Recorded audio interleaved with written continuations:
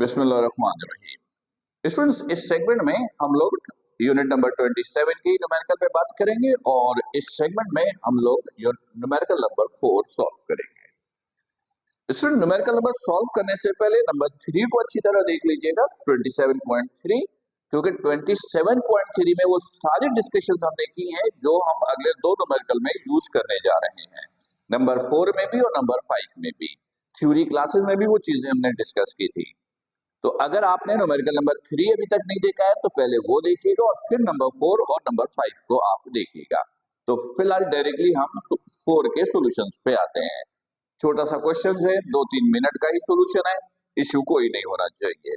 कहता है the binding energy of nucleus is 225.0 mega electron volt.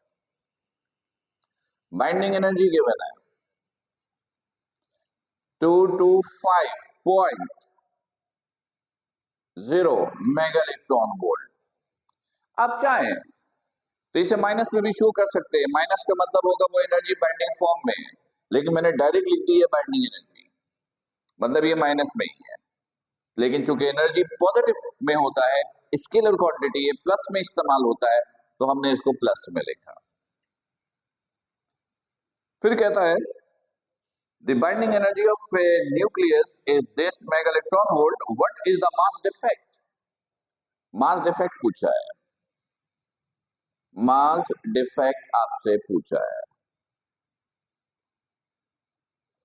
और फिर कहता है इन एएमयू, मास डिफेक्ट आपको फाइंड आउट करनी है एएमयू में, मास डिफेक्ट निकालना है इन एएमयू। तो स्टूडेंट्स याद है ना कि जब मास डिफेक्ट एएमयू में हो तो इसके लिए फॉर्मूला मैंने आपको क्या दिया है? मैंने इसके लिए फॉर्मूला आपको ये दिया है, binding energy is equal to mass defect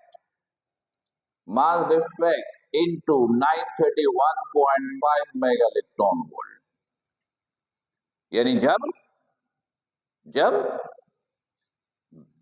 mass defect AMU में हो तो बाइंडिंग एनर्जी का फॉर्मूला ये, हमें मास डिफेक्ट एएमयू में ही चाहिए, इसलिए मैंने ये फॉर्मूला यूज किया। दूसरा क्वेश्चन, क्या मेगा इलेक्ट्रॉन वोल्ट को हम जूल में कन्वर्ट करें?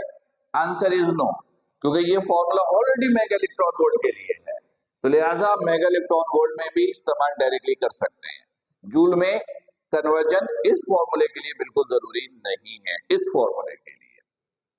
तो देखिएगा, मास डिफेक्ट हो गया,